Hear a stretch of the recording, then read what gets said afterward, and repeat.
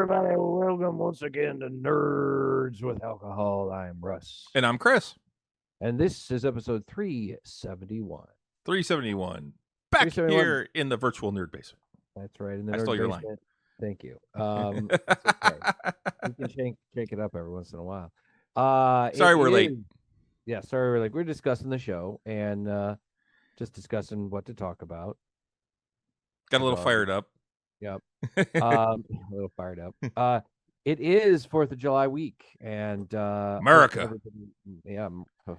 Hope everybody is having a great holiday week. It is. I'm getting a 4-day weekend.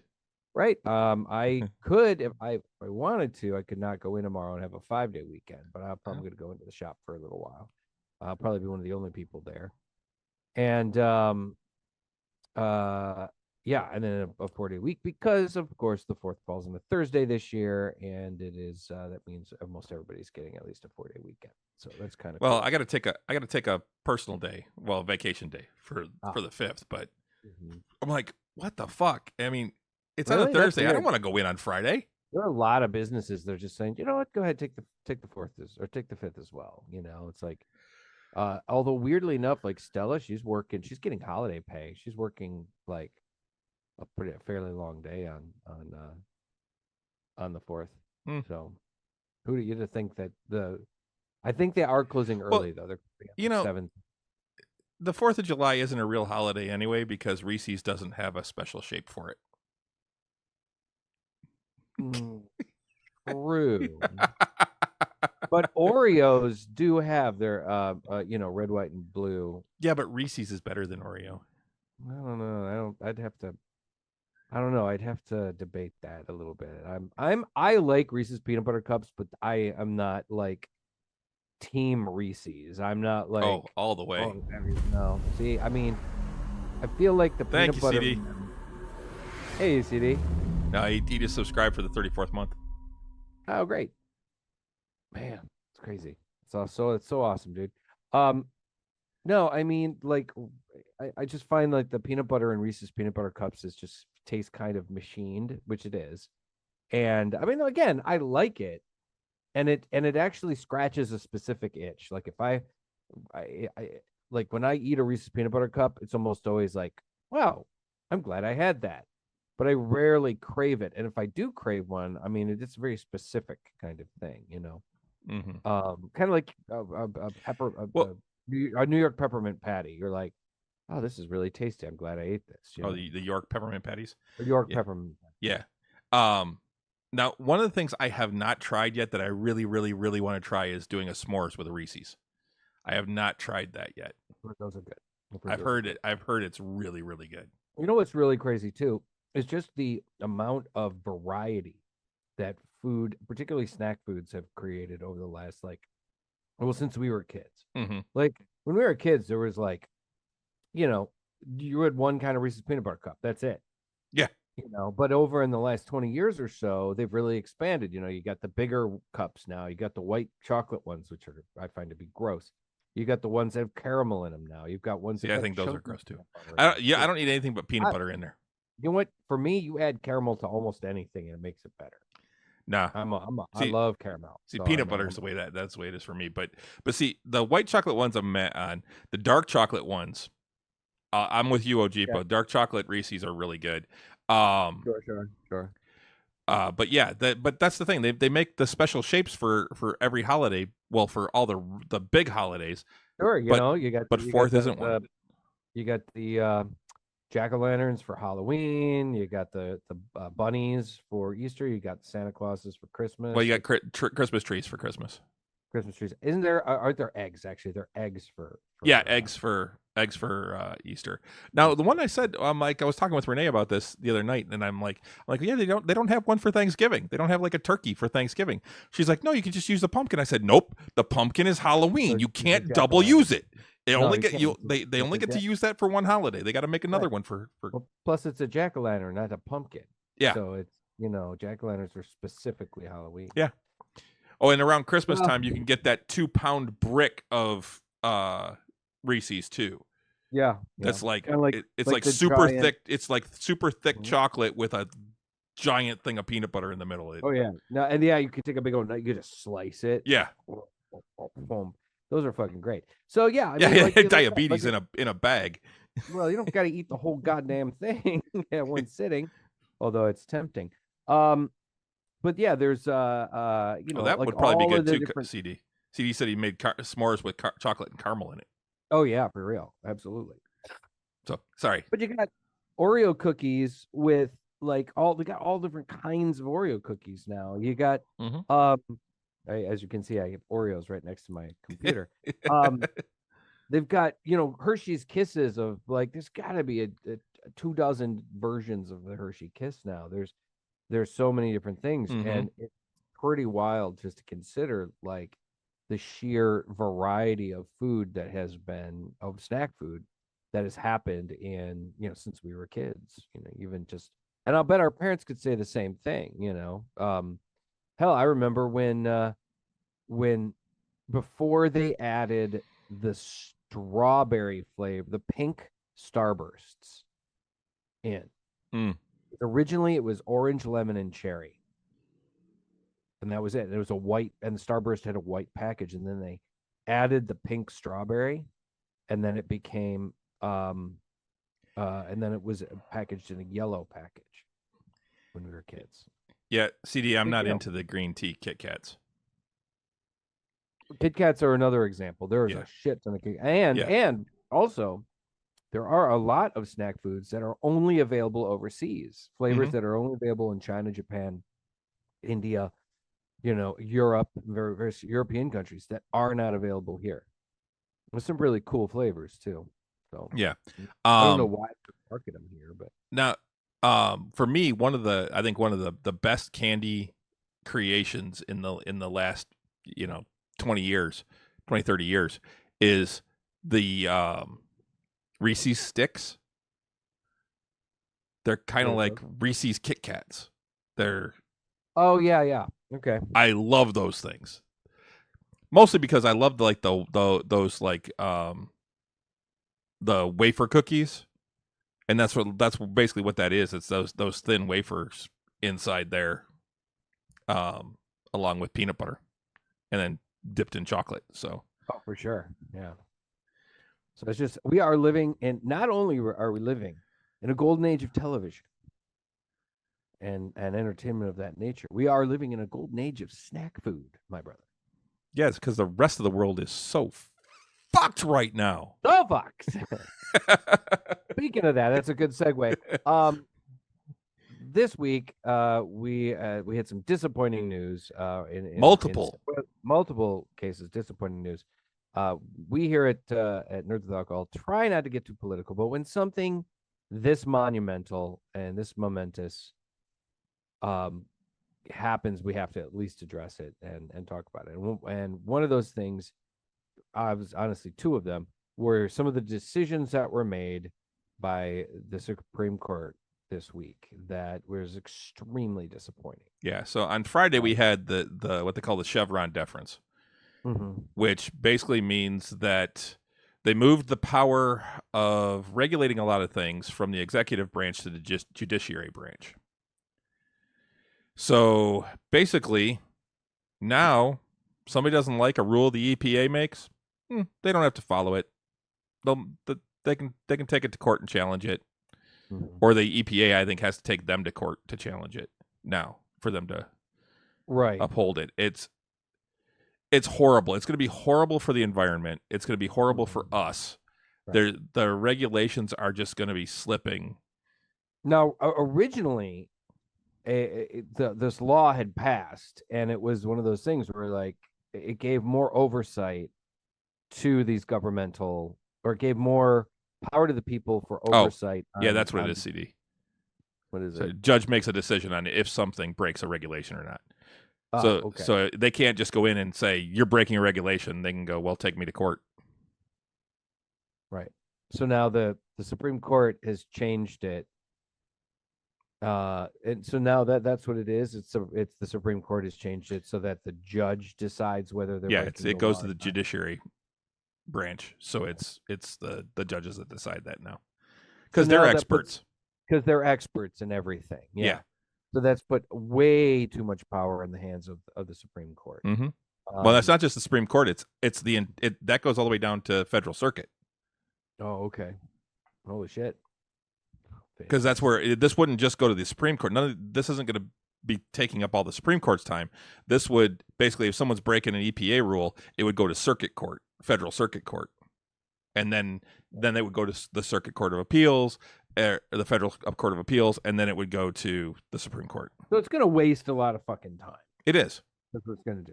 And it's going to put a lot more fucking just, it's going to put a lot more work involved in trying to get things accomplished. Yeah. So there's that. That sucks because originally it was, I think the Chevron thing was, so now Renfair can sell chicken drumsticks and say their turkey legs charge more. I think that would still be considered Fraud. Fraud because it'd be false advertising. You can't sell a food product, call it one thing when it's really something else. So they're just small turkeys. But yeah, they were just small turkeys. You're right. You're on the right track. Right. Waste time while companies break regulations. They should. Right. Yep. So exactly. So anyway, yeah. Originally, it was like it gave a little more power and control to some of these government regulatory services, like the EPA, to keep corporations honest and keep them from, breaking rules and laws and stuff like that. Now that is reversed, and in fact, it's even worse now. More power to the government, which is not necessarily what we need. And then the other thing that which is even more monumental, is that they ruled that the president is immune to prosecution to certain things that are done while under the guise of the president. Yeah, any official act, and any non-official act is presumed to have, or anything that is sort of a presidential act is presumed to have immunity, and any personal is not. Right. So, yeah. So now then it comes down to figuring out what is personal and what is presidential. Presidential, and it's the New York case, all personal. Yeah. But because of this new ruling, the defense is asking for additional time to look over, to review the evidence and stuff, to make sure that, because they think that some of the evidence that the jury had seen would have been considered protected under presidential immunity. Yeah, so then that's the thing. So CD, what you're talking about, they can look into whether it was official or not. What they can't do is use any evidence that's deemed officially presidential in a in a personal one, even if it relates. It's still protected under immunity. So they're saying like the January 6th stuff, any conversations that Trump had with Pence are considered immune. Right. But the call to the Georgia governor is personal because he was candidate. That's under candidate Trump. Right. Exactly. So it's some of that stuff now. It's calling into question. It's gonna make certain things a lot more complicated. Now that is also essentially put a lot more power in the hands of the president, that to the point where president potentially could assassinate a political rival and not be prosecuted for it. As long as it's deemed as part of his official operations. So if he has the military do it. Mm-hmm. Right. SEAL Team 6 to take out. I want to read this. I don't normally read things right off. I'll usually summarize, but this is one it's too strong of a statement to not read. This is Justice Sonia Sotomayor's dissent. Now, to make a point, 3 of the judges did dissent against this. And 1 partially dissented. Right. So. But she still voted for it. So fuck you, Barrett. Um, so this is Sotomayor's dissent, though. This is just part of it. The president of the United States is the most powerful person in the country and possibly the world. When he uses his official powers in any way under the majority's reasoning, he now will be insulated from criminal prosecution. Orders the Navy SEAL Team 6 to assassinate a political rival? Immune. Organizes a military coup to hold on to power? Immune. Takes a bribe in exchange for a pardon? Immune. Immune, immune, immune. Let the president violate the law. Let him exploit the trappings of his office for personal gain. Let him use his official power for evil ends. Because if he knew that he may one day face liability for breaking the law, he might not be as bold and fearless as we would like him to be. That's the majority's message today. Even if these nightmare scenarios never play out, and I pray they never do, the damage has been done. The relationship between the president and the people he serves has shifted irrevocably. In every use of official power, the president is now a king above the law. And that's true. And it's horrible for our country. Yep, absolutely. Nobody is supposed to be able to have that much power. Yeah, CD, you're right. Diplomatic immunity. No way, no how. But yeah, that's this kills me. This is not the country I want to live in. No. Now, I did see somebody talking about. There's a guy I watch on YouTube. Not what you would typically expect as a staunch speaker of from the Democratic side. Southern guy, big beard. I really like his stuff, though. It's short messages, and he really seems to know what he's talking about. But one of the things, I guess, AOC came out with a big statement on this and said that this isn't going to go anywhere, but still, when they get back into session, she will be bringing articles of impeachment against members of the Supreme Court. Yeah, I heard about that too. And I mean, it's something. It's at least something. And that's the thing. Some of the justices have said, "Oh no, you can't do that." Articles of impeachment. Yeah, that's the thing. They don't think that they can actually be impeached. And I'm like, no, you certainly can. This is equal branches of government. Right. Just because nobody's done it. Yeah. Doesn't mean that it can't happen. Judges serve until they don't want to anymore, and that's something else that I feel needs to change. I think so too. Now, a judge should not serve. I think they should have long terms. Sure, they can have a 20-year term, but I don't think it should be more than 20 years. And anything, I don't even think it should be that long. I think it should be like 16. But 16, yeah. That'll get you through 4 presidential terms. 4 presidential terms. That sounds good to me.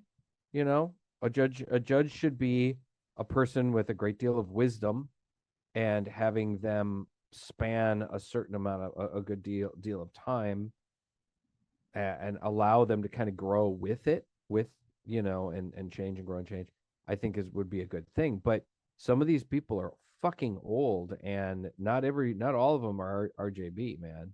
Mm-hmm. Are Ruth Bader Ginsburg, RBG. Yeah. Ginsburg, yeah, RBG, who was a very progressive person for a woman her age. It's fucked up, dude. We are this close to a fucking dystopian kind of situation, and it's very scary. Well, and then CD, I think Clarence is one of the ones she's going after. Clarence Thomas is one of the ones that Alito would be another one that she's going to go after. Yeah, those two, because those two are ones that are rumored to be stepping down if Donald Trump gets elected, and then he will have the ability to appoint 2 more judges. Well, and unfortunately, and then the way things are going right now, it's looking more and more like Trump is gaining ground because of the debate. That debate was horrid for Biden. It was very bad for Biden. But the thing is, though, there are a lot of people that are saying that are still Donald Trump has still lost a lot of credibility. Well, I mean, he lied constantly in the debate, but you can't. At least 30 times. I saw an article. Yeah, they said every 90 seconds. Yeah, that 30 times at least 30 times he stated complete falsehoods. Mhm. Complete falsehoods. Things like, children being aborted as they're born. No, Donnie, that's murder, and that's never actually happened. Yeah. That's never fucking happened. That's just Hey, one. Wingskook. Hey, Wings, there she is. So it's some of these things that, I mean, he just rattled off things that were complete bullshit. And somebody had brought up that there was like some kind of the key something Gallup, it was some sort of debate, like not policy, but a way of debating that kept Biden on his back feet the whole time. Like he could never properly answer a question or something like that, because or response or rebut, because of the way Donald Trump said it. I can't remember what it was. I also saw something that was, I mean, the other thing that was really striking. I saw a clip. It was side by side of Joe Biden in 19 when he was still running for the office, and he still looked fairly vibrant. I mean, he was an old man, but he looked all right. He looked like a strong, well-spoken politician. And then right next to him, right next to that, a clip from the debate, and it's like night and day, man. It's The like presidency takes a lot out of somebody does, if and they we've talked really about do the this job. before. Right. We've talked about this before. Every president ages substantially while they're in Trump office. didn't because he didn't give a fuck. Well, Trump didn't. Yeah, exactly, because he didn't give a fuck. He didn't feel the stresses, not like other presidents have. And he also wears a shit ton more makeup, Yeah. and has stylists and everything else. But I'll bet you any money if he didn't spend all that extra money and care on his fucking fucked up hair and all of that makeup that he wears. His luxurious head of hair that he likes to Oh, lather up and he likes to lather up. Anyway, it drip, was just, drip, drip. I mean, it's been messed up. It was messed up. He looks like the Crypt Keeper now in comparison. Yeah, he does. He's So- Joe Biden, more than anything, he has lost support and credibility because of his performance, because he's an old man, and there are a lot of people just do not have faith that he can do it, and he shouldn't. He'll be, if he gets through. We're not voting for the president this time, man. We're voting for the vice president. Well, we're voting. Because, what we're actually voting for is for democracy. Sure, of course, but it's not about, ultimately. I've heard several people say this isn't about the presidency. This is about a vice president. Because a lot of people feel like whoever does get in is so old, it's very likely they won't make it through the presidency. Yeah, and see, I don't like Kamala. Or Kamala. Kamala. Yeah, I don't know, man. It's Tales from Biden's Crypt. It just, this whole situation is so disappointing, Yeah, and, so and then scary, dude. After the debate, I saw people. They had like a group of like 4 people that were sitting at like what looked like an outdoor bar type of place watching the debate, and they were 4 people who were described as double haters, which is people that don't like either candidate. And one of the guys summed it up, I thought, really well after watching the debate. She's like, well, what do you think now? He's like, Trump, hell no. Biden, oh no. Yeah, I mean, that's the case. Donald Trump has definitely. I'm a double hater too, Ojipo. I'm a double hater, but I'll still vote Biden over Trump. Oh, I will too, all day long, because I will vote for democracy. Right. We cannot have him in office again. He's too goddamn dangerous. Our country ends if he gets back in office. Yeah, very much. The country will cease to exist in the same level. In the same way it was. We will have seen the end of the United States of America. As we grew up. As we know it. Yep. As we know it. It'd be messed up. And so everybody, guys, get out there and vote. I mean, I would always say vote your heart, but at the same time, So consider what I mean. that's the thing. We've got our choices are a serial liar who wants to be a dictator and an autocrat, Right. and versus an ancient guy who means well. Yeah. I really Who do did believe he means well. did a solid Did a really job solid job in the last 4 years. and even in his career as a Yeah. politician.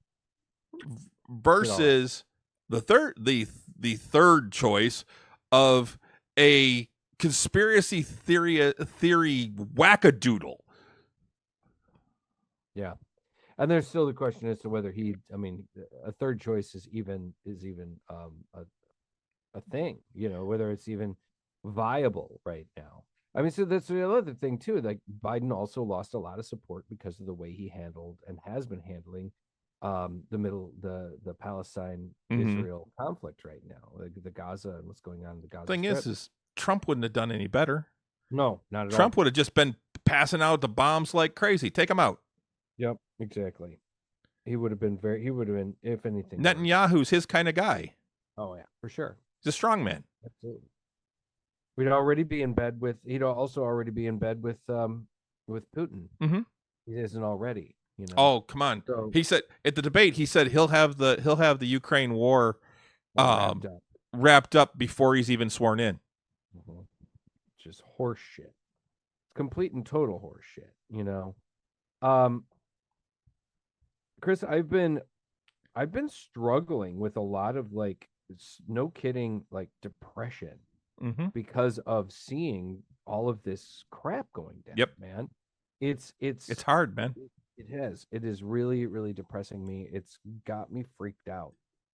And I honestly don't know how to handle it. I don't know what I'm going to do because I don't normally get anxious like this about political stuff. I haven't, but since Donald Trump took office, honestly, right before we started this show, I have been in a constant state of low-level anxiety. That with spikes almost every time I see him, minor spike. This country has changed.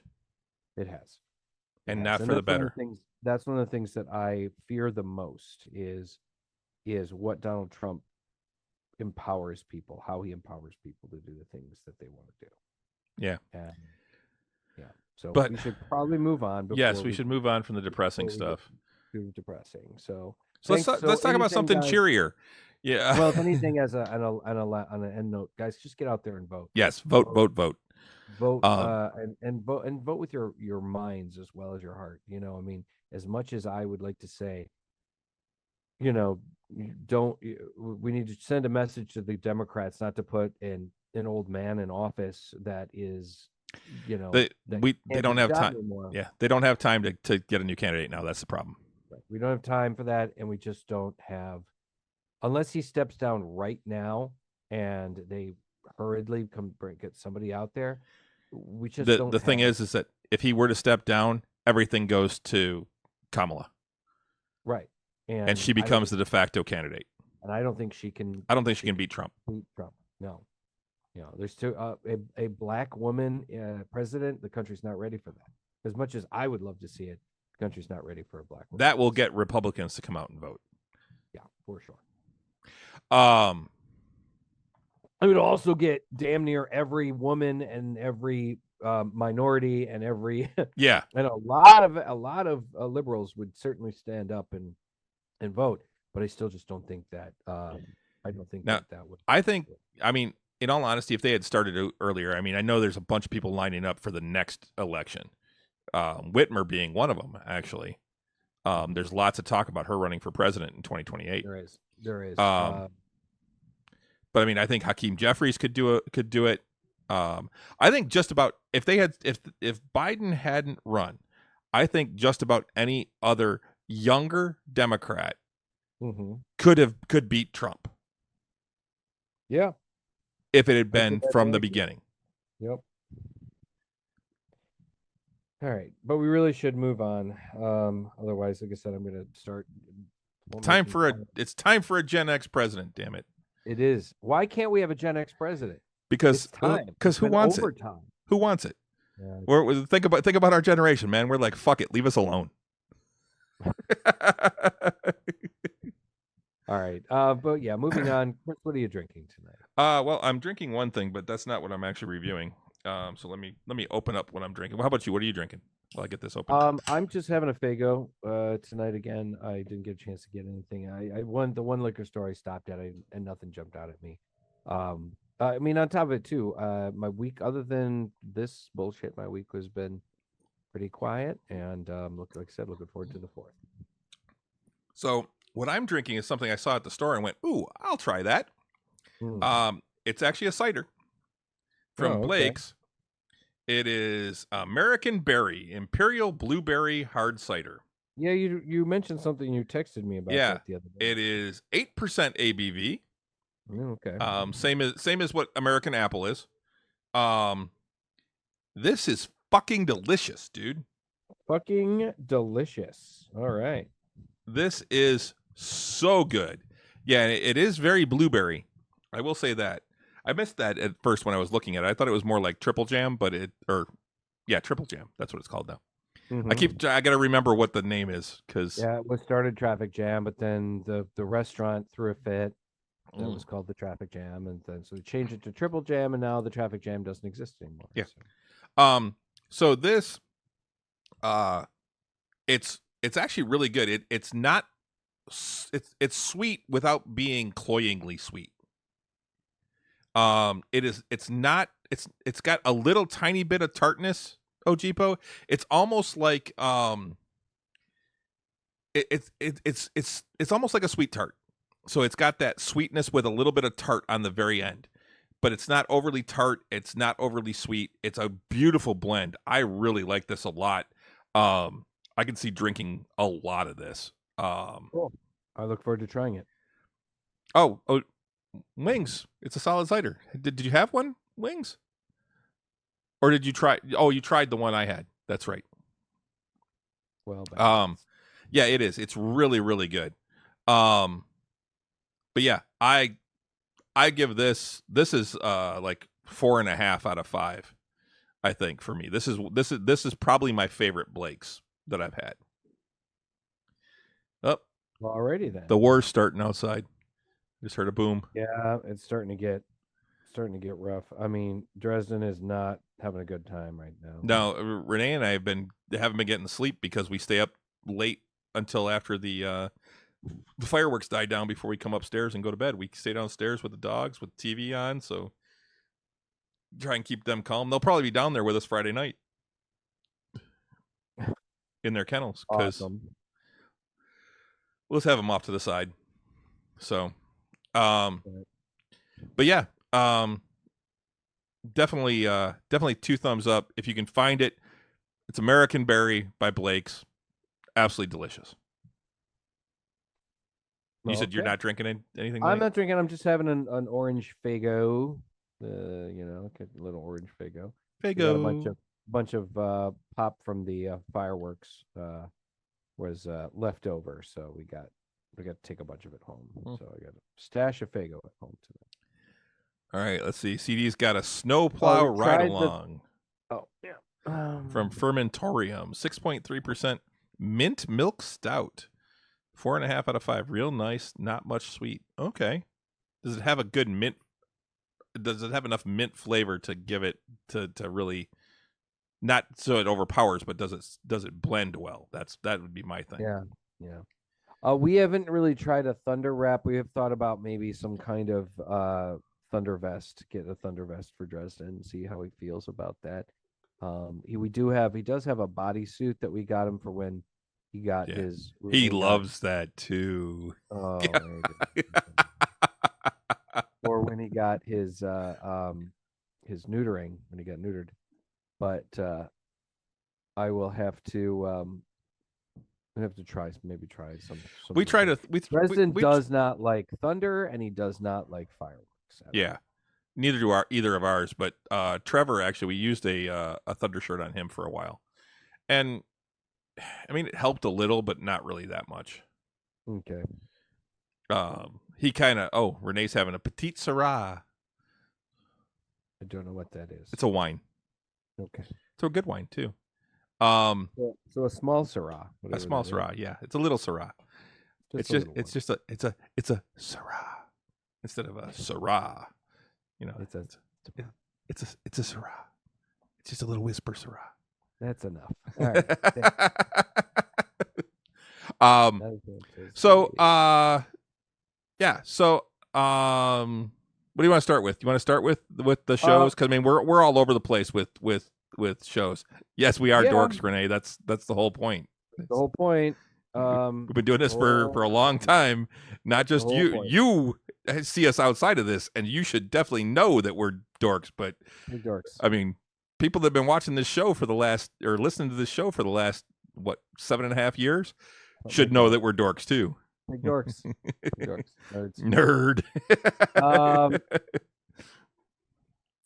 Pablo Joanna for Bear for the firework. We got a little Pablo Joanna. Dude, I gotta get something like that for Dresden. I think he could very much benefit from Weed. Well, we've got hemp treats that we give the dogs.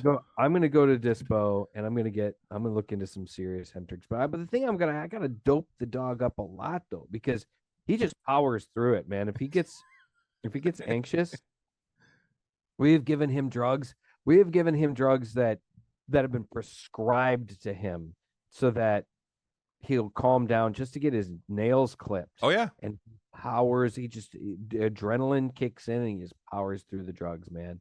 He'll like freak out and then he'll say, I'm freak out, oh my god, and then he calms down and then he wakes up and adrenaline again. It's fucking crazy. I'm going to dope the fuck out of my dog. Anyway, let's see. We can go into a couple of different things. We got some. I'm only 2 episodes into The Boys. Okay. So I understand the pink eye reference now. You do understand the pink eye reference. Now that was fucking nuts. You know, I mean, one of the things that I do like about The Boys and about the Boys universe is that they're very realistic about how people would be if they had superpowers. If humans had superpowers, they would use them for all kinds of shit. They would use them to make money. You know, somebody with super speed would be a courier around town, which is zipping in and out, taking packages, doing whatever they got to do. You know, somebody that could fly would probably be would do something similar. You know, I mean, if you've got powers, even if they're somewhat minor, you're going to use them for the benefit, for your own benefit. Somebody with heat vision, maybe would be some kind of cook, could cook food and whatever else. And one of those other things that they would do is people would use them for sexual reasons and purposes. Maybe you got stretchy powers, or you can shape shift, or you can use got electrical powers, you got whatever shrinking powers. We saw the party. Yep. Okay, we saw the party. We saw the orgy. The orgy party or whatever. And it was, I think they had a name for it, and it was like Supertopia or something like that. Yeah. And it was their retreat. Right. In the show, it's an annual huge party. But even then, you saw other parties. You like the one where the guy shrinks down and goes into the other guy's cock. That wasn't at the one big party that they went to later. That was just at like a random party, you know. These things where people go to. Yeah. Oh my God. Right. So anyway, yeah, you'd work for Amazon. Yeah, the amazing Amazon worker. I love that, CD. That's great. So yeah, so we saw probably one of the best examples of this is Firecracker's friend, who obviously carried a torch for her. Splinter. Huh? Splinter. That was his name. Splinter. Yeah. And his power is that he could duplicate himself. But he could duplicate himself. Whenever he duplicated himself, he came out naked. So the scene that he's in, penis everywhere, which was a little disturbing, honestly. I mean, seeing all these cocks bouncing all over the place, but whatever. That's just a personal preference, honestly. He's in a sauna. I mean, but then he's in the sauna, and we got a human centipede situation going on while he's jerking off to A picture of a Firecracker. picture of Firecracker. And I'm just like, what the fuck? I mean, there's a part of me that was like, yeah, that's awesome because it totally makes sense. He would totally, somebody who had that kind of power, maybe they would do that kind of thing. Me personally, I don't think I'd eat my own ass. Yeah. But good God's almighty. But it was so they open the boys open up the door and see this, and they're just kind of like, oh, and the guy's like, this isn't what it looks like. Well, what the fuck else could it be? And then later on, you see like several of them have pink eye, or they've got their eyes are all pink and irritated. And it's just like, Jesus H. Christ, what the fuck will they think of next? But once again, it does lend to the idea that this is a very realistic fucking take on superheroes and about what superheroes what superhumans would do if they had superpowers. Mm-hmm. Exactly. Self-pleasure, the prosthetic penis. So yeah, all kinds of stuff. But I'm still really enjoying the show. I mean, this season just keeps topping itself and topping itself with great satire. And well, and in that same episode, I'm going to get back to Firecracker because in a minute, but in that same episode, you had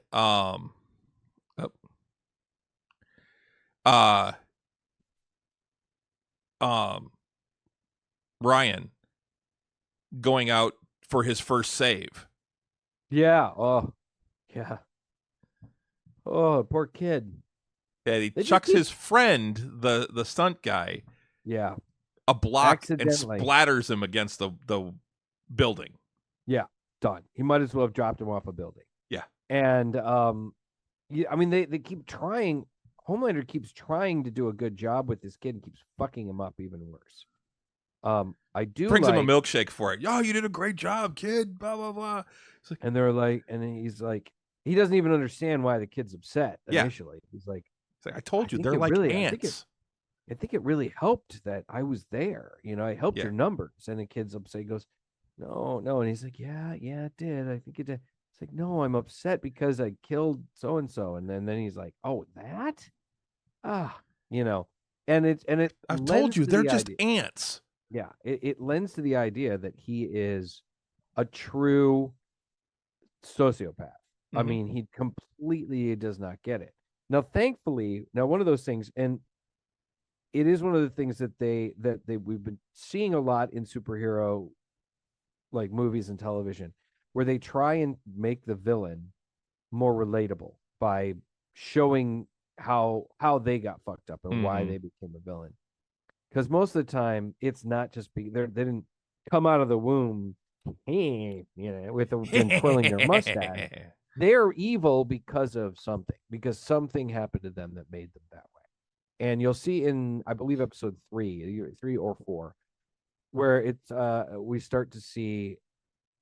I mean, they've already started going into some of Homelander's the reason for why Homelander is the way he is. But and Sister Sage is a bitch. Oh my God. Well, I'll get back to her in a second. Yeah. How about you start lactating and let him suck on those titties?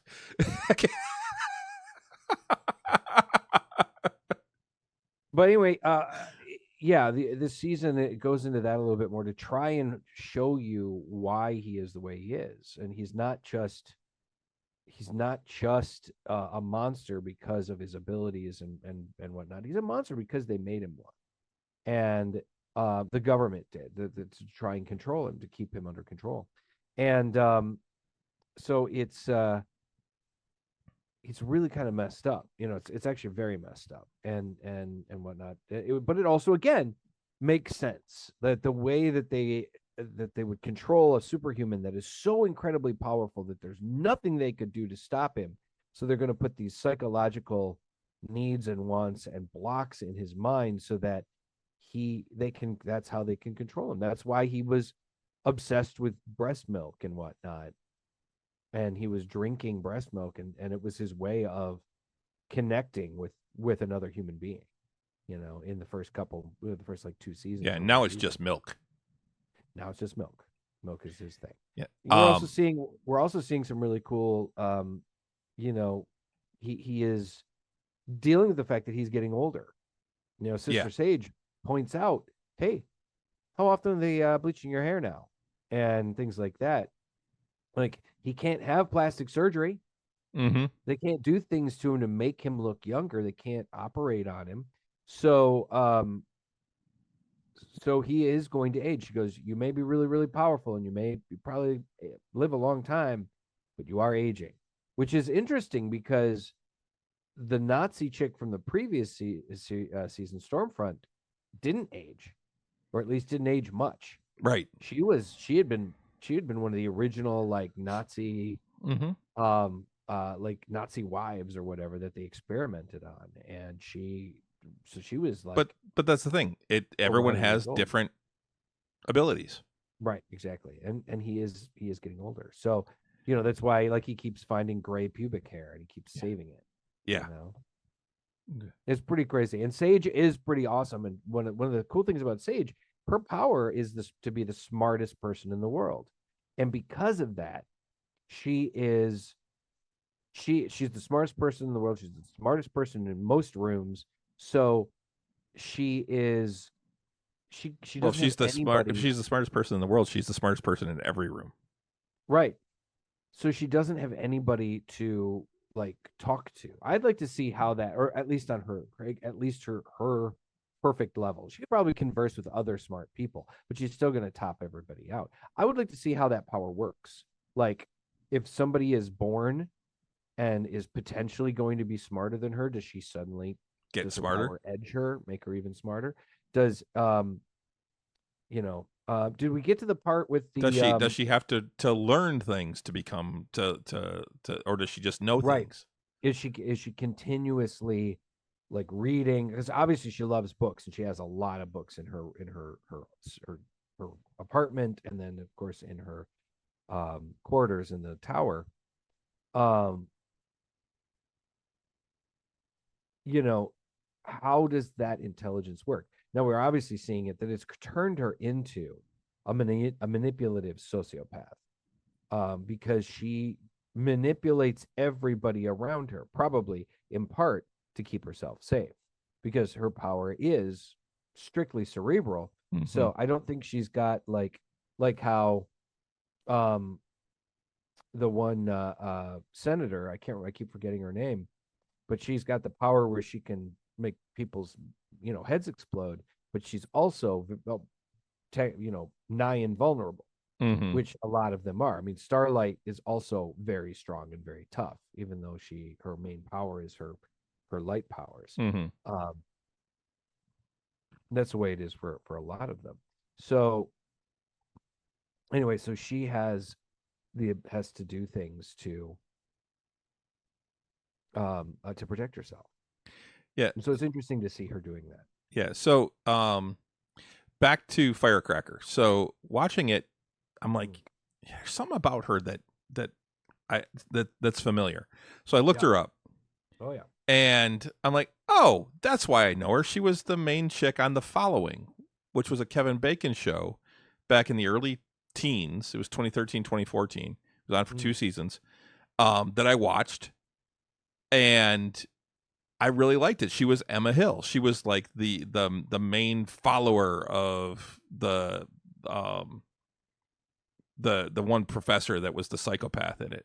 Okay. She was like his biggest follower in the cult that he basically started. She's also the voice of Kara in Detroit Become Human. Holy shit. She looks just like her. Yeah, I mean she does the mocap and everything. Yeah. Wow. Yeah, I see it. Holy smokes. I didn't even I'll have to bring that up. Still doesn't watch The Boys, but she catches it over my shoulder every once in a while and stuff. But yeah, no kidding. Yeah. She's the voice and must do the mocap because the character looks just like her. I didn't even see that, but thank you for that. Wow. Interestingly enough, the I character guess she's also in the Twilight Saga, but I never saw those movies. I saw the first one, but I didn't see any of the others. Seen the first one. the character of Firecracker is obviously based very much on like the toxic MAGA conservative types. Mm-hmm. She's based a lot on Marjorie Taylor Greene and the chick from Colorado. What's her name? Lauren Boebert. Lauren Boebert. Thank you. The toxicity of those people, and some of the people that you see online, some of these outrageous podcasters. I mean, that's kind of how she was portrayed at first too, as this crazy podcaster. Um, her powers again aren't that impressive, but she's also very strong and tough. Had the fact that she can take a punch and can take bullets, as I think we saw in the episode with the bar mitzvah. Mm. Or the bat mitzvah. That was actually really funny too. The bat mitzvah that was all Oh, marvelous Mrs. Maisel yeah. themed. It was really funny. Um, Oh, Firecracker was also in the newest Tick. Not the Warburton one, but the newer yeah. one. Oh, She's really? she's Dot Everest. Oh, yeah. Okay, sure. So yeah, so she's got a pedigree. The interesting thing is too is that actress is, she's gay, and apparently quite liberal, and she's playing like kind of the opposite of who she is, and it's really funny to me.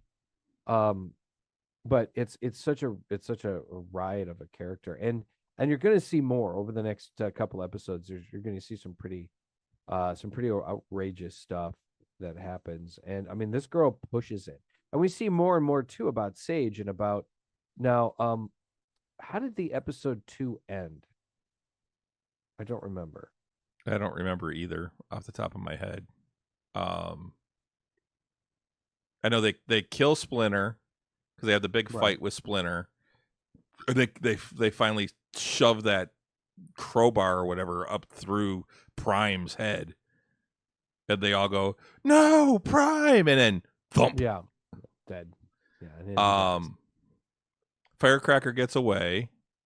Yeah. Um, We don't see Sage in costume or anything yet, do we? no. No, she's not official. Okay, all right. So there's some major things happen. It's just once you get a little bit further, we'll be able to talk a little bit more about some of the ideas about the way Sage's powers work, and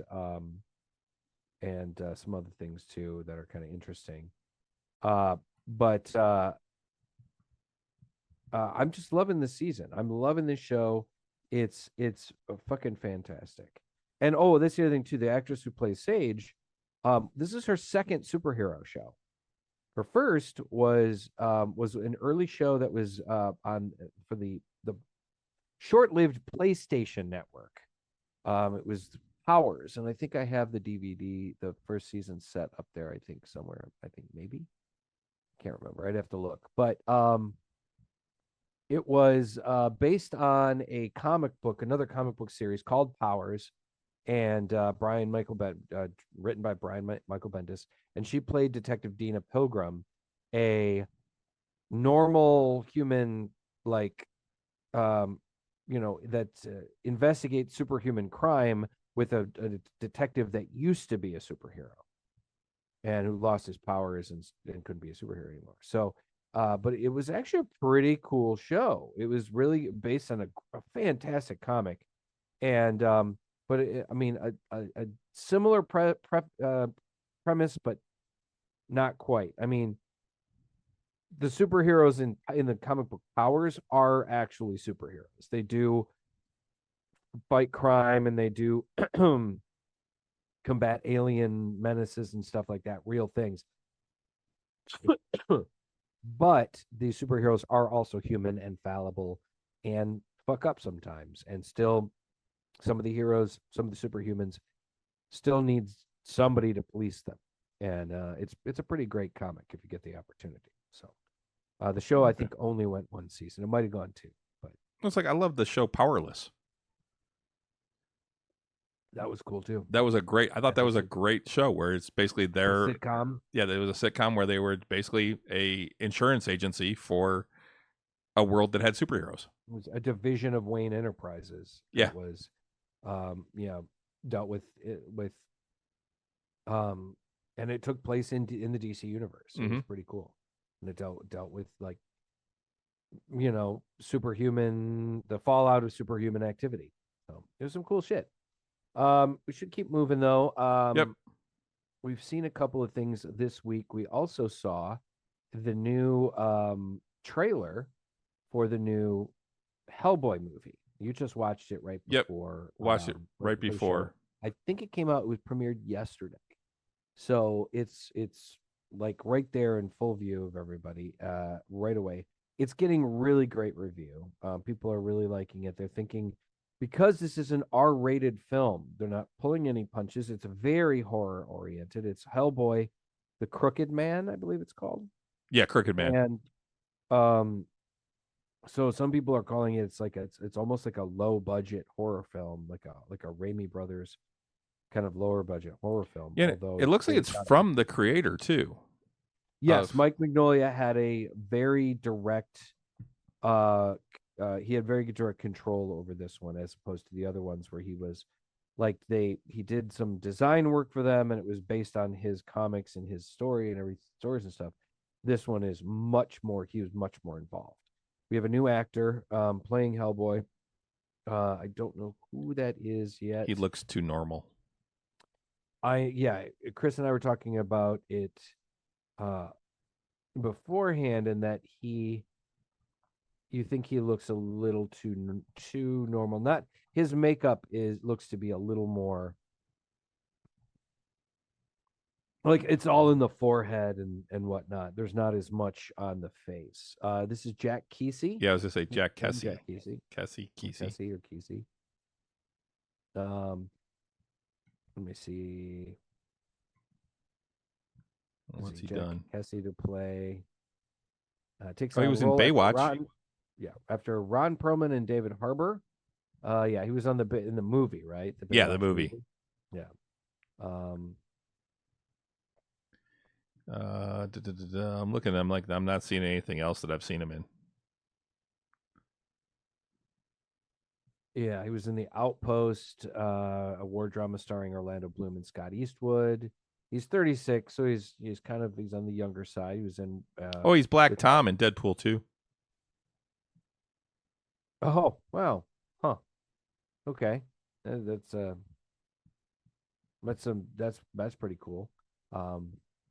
So anyway, yeah, I mean I'll reserve any kind of review on his performance until it comes out. Personally, I thought David Harbour looked pretty cool as Hellboy. And I didn't hate his performance. I just thought the script, the movie itself was not great. I actually never saw that one. You didn't see it? Mm-mm. It kind of paled in comparison to Ron Perlman's his two movies. It's amazing how one actor can play a role essentially twice, and become so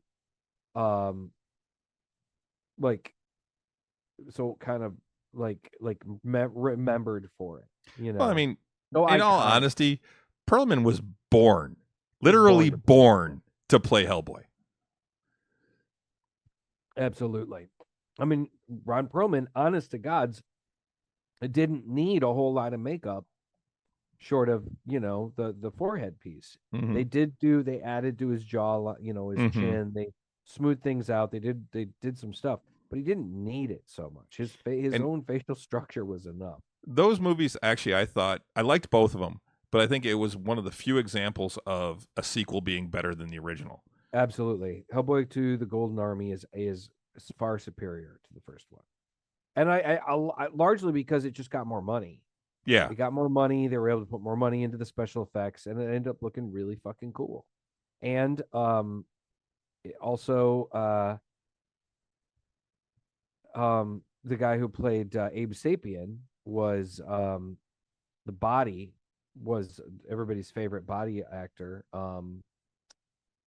What's his name from Discovery? Yeah, Saru. I'm blanking on his name now. Doug Jones. Doug Jones. Like it's Doug. Played Doug Jones. Doug Jones did the body work in both of the movies, but he acted for Abe Sapien in the first movie, but then they opted to get David Hyde Pierce to dub his voice over it Yep. because they just felt they needed another bigger name to play that role. And even David Hyde Pierce, even he didn't even want to do it, but he was under contract, and he is like, I mean, this is stupid. That you did an amazing job. I've seen an interview with Doug Jones saying that he said all that, and then in the sequel, Guillermo del Toro was like, no, we are going to make sure that you get to do the voice. And You so gotta mumble more, man. If it's he speaks some very mumbles and he talk, he never opens his mouth. He doesn't open it. So anyway, thankfully Doug Jones got to actually fully be Abe Sapien in the second one. So I don't think we're gonna see Abe in this one either. I don't believe we saw him in. It wouldn't surprise me, Ojipo. I don't know that for a fact, but it would not surprise me if Doug Jones was in Pan's Labyrinth. He was. He absolutely was. He played the satyr. And he was the satyr, and he was the creature with the eyes in his palms, the Reaper or whatever he was. Yeah, Doug Jones has done a lot of work with Guillermo del Toro, like a shit ton of work with him. So, yeah, he was in Pan's Labyrinth. Yep, absolutely. So anyway, it's looking really good, guys. Check out the trailer. I don't think it gave us a release date. No, it said coming soon. Coming soon, but it does look like it's going to be pretty badass. We also have several other things. It's wild. It's like movies are either doing amazing, like out the gate, like incredible numbers, or they're fucking tanking these days. There's like nothing in the middle. Inside, what is it? Despicable Me 4? What's that? Well, Despicable Me 4 is coming out soon. It's Inside Out 2? Is that what you're talking about? Inside Out 2 is doing incredible. It's like made $1 billion worldwide. It's really doing extremely well. I haven't seen the first one yet. I haven't either. I heard good things about it. I've heard it's one of Pixar's best, and now this Inside Out 2, where the character it's the emotions inside the character when she becomes a teenager, and so it becomes much more complex and whatnot, is even better, and it's doing extremely well. I actually look forward to seeing it. But Despicable Me 4, the review for this, the initial review, it's getting 3 out of 5, according to Total Film, and full of nostalgic value and minion-induced hilarity. It says fourth installments in franchises can be tricky, but this one, they can continue as before, and you risk tedium. You stray too far from the formula, and you might upset the fans.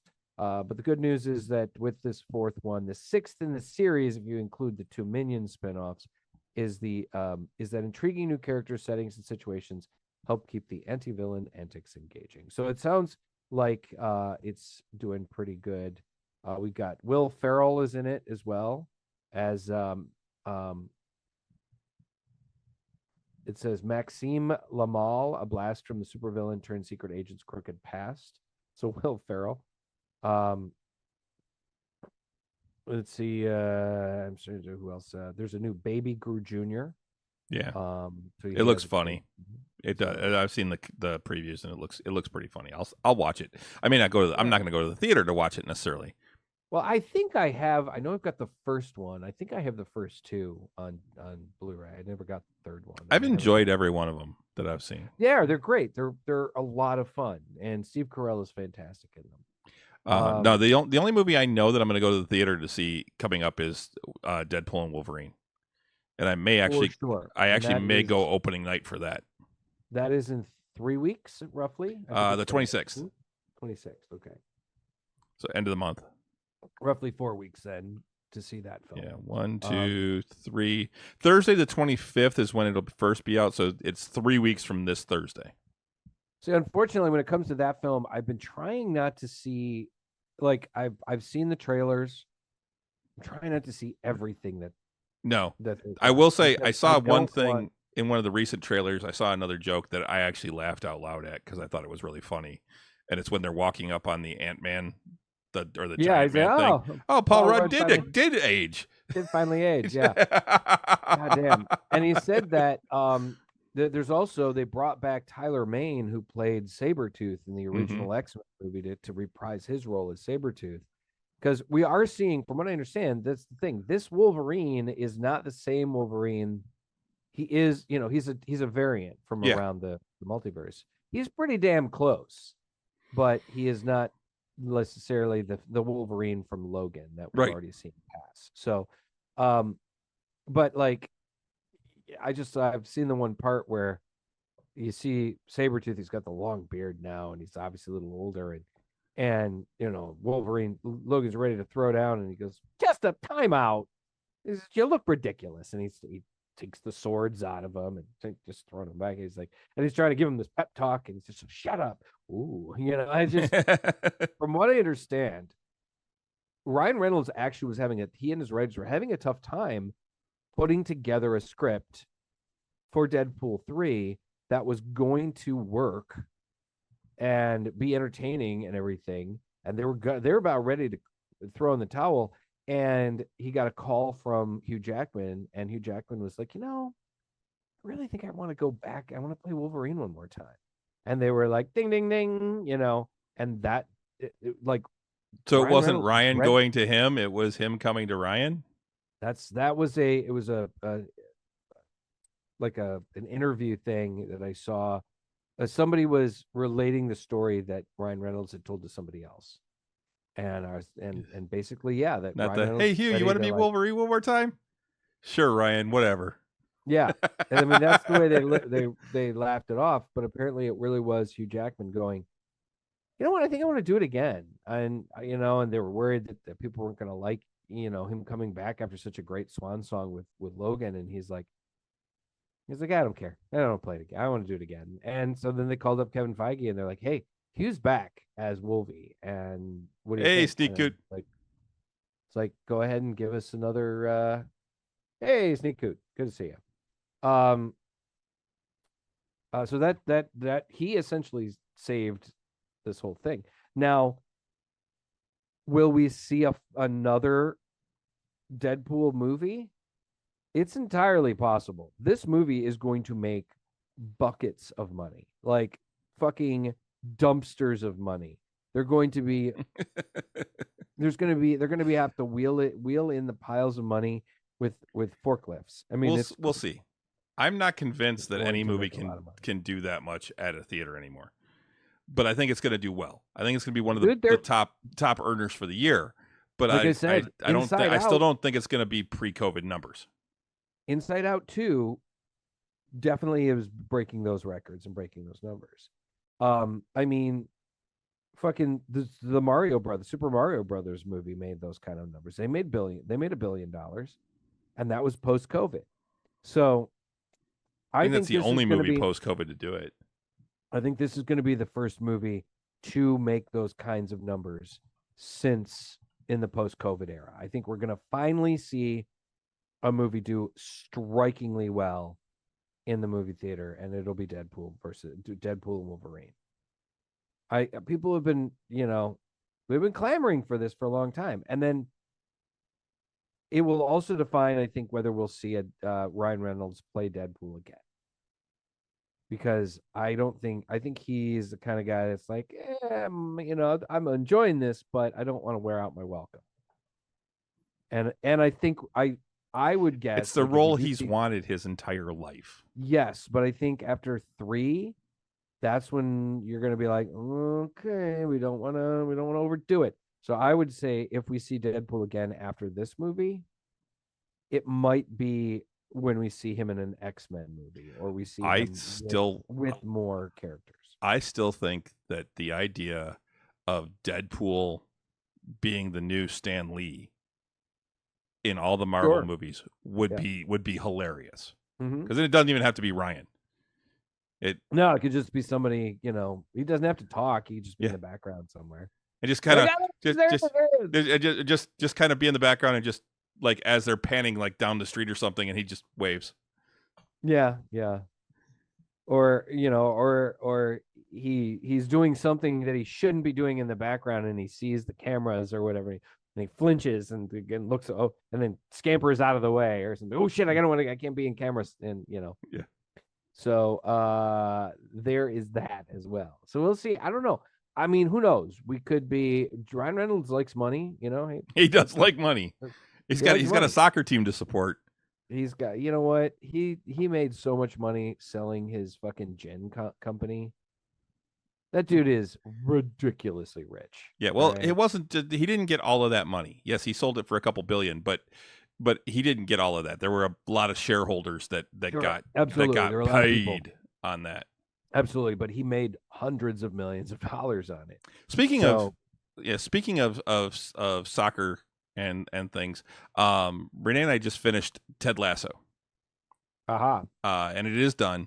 They left it open for some sequels where they could do spin-offs or something like that. But the Ted Lasso story is done. They told what the story they wanted to in the 3 seasons they had. It is a phenomenal show. It really is. It was very enjoyable. I got one of my buddies to start watching it. He's a big soccer fan too, or football fan. And it's just a lot of fun. The character development was great throughout the show. All the characters are fantastic. It really was great. I have heard consistent things about it, that it's really fantastic. So, but now it's kind of like, I'm probably going to cancel Apple TV now because I don't really need it now because I'm done watching Ted, and I watched Argyle. Those were the 2 things I wanted to watch on there. I did start watching Dark Matter. That seems like it could be okay. That's a Jennifer Connelly show. right. And then I tried watching Severance. I didn't really care for that. And yeah, so I don't know. I don't know if there's anything else on there I want to watch right now. I guess I could check out C. I hear C is pretty cool. Yeah. But yeah, we also finished Shoresy because let's face it, it's 6 20 minutes. It's just 6 20-minute episodes. So, see, it's just not long enough, man. That's the disappointing shit about that. It's just they're just not long enough. Yeah, that's the too problem. damn short. But Shoresy was good. It's you kind of gotta really appreciate hockey. I mean, I enjoyed it. I enjoyed Shoresy because I do enjoy the comedy that and the way that they put that forth. Are you all done guarding the house? Thanks, Dresden. He's barking his fool head off out there. I don't know. I might have hit somebody at the door, but I doubt it.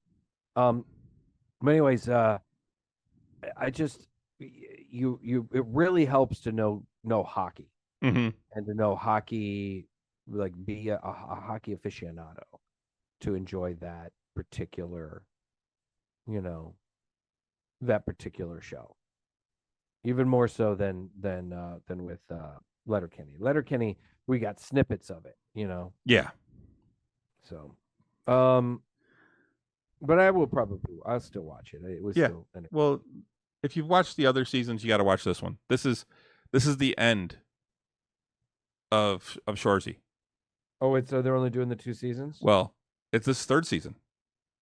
It's 3rd season. Yeah, this is the 3rd season of Shoresy. It's and yeah, it's they at the end. It's the end of Shoresy, part 1. Oh, okay. All right. Well, fair enough. I mean, but that's the other thing, though, I hear about when it comes to Ted Lasso. You don't actually need to know all that much about soccer. Dude, he knows nothing about it when he gets there. Yeah, it's really more about a guy and who's just a really nice guy. It's not about, which that's cool. That's what I like to see, a show that's not predicated on the idea that you need to know what's going on, or you need to know everything about soccer, which is not the case. Hey, Auntie Dawn. Check out Shrinking too. Okay, I'll check out Shrinking. Shrinking, is that on Written by It's Brett. on Oh Apple. yeah. I've heard that's pretty cool too. Doesn't that have Harrison Ford in it? Yeah, it's I saw It's that. It's Harrison Ford and I'm like, wait, what? when the guy used to be on How I Met Your Mother, right? Jason Segel. That's what it is. Yeah, Jason Jason Segel. Segel. Mm-hmm. Yeah, it's Segel and Ford. And I'm like, what? Because Yeah. we saw it came up at the end of Ted. That was the next thing that it had for us to watch. And Renee's like, wait, Jason Segel, well, what's he hasn't done anything since How I Met Your Mother. And I'm like, wait, I'm Well, looking at the other name there, the Harrison right. Ford. What? Right. Harrison Ford has never done television before. This So would be the second time. the second time, Yeah. what else has he had done television? He did one. He did another one recently. He did that where they were talking about that. I don't remember now what he did. Harrison Ford. But it was recently. I thought. Credits shrinking. 1923. Oh yeah, that's right. Yeah, okay. Yeah. Well, he's getting older, and there's something to be said about doing a show that is, in your backyard or whatever, doing something consistently. You don't have to worry about being, away from your home for 3 months and Oh yeah, I remember seeing filming a that. movie. I remember seeing that picture of Harrison Ford and Siegel where he's like making Siegel laugh or smile. Mm-hmm.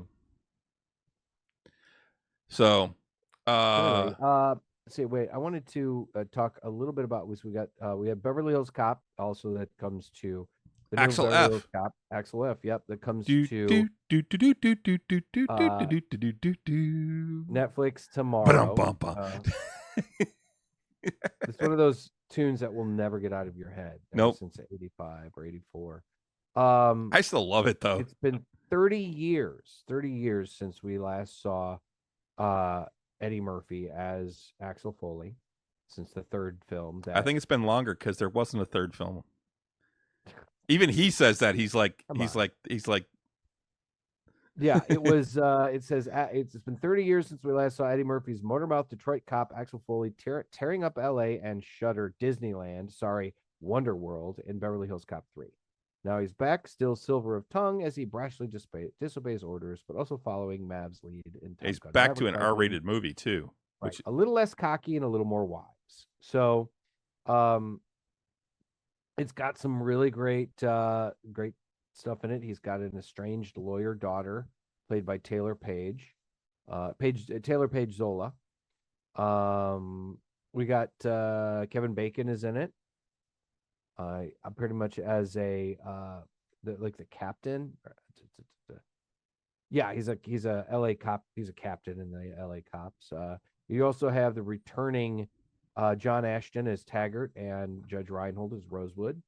So that's pretty awesome. And of course, Bronson Pinchot has returned as Serge. Serge Serge. Apparently, he with a just little completely twist. made You up. love it.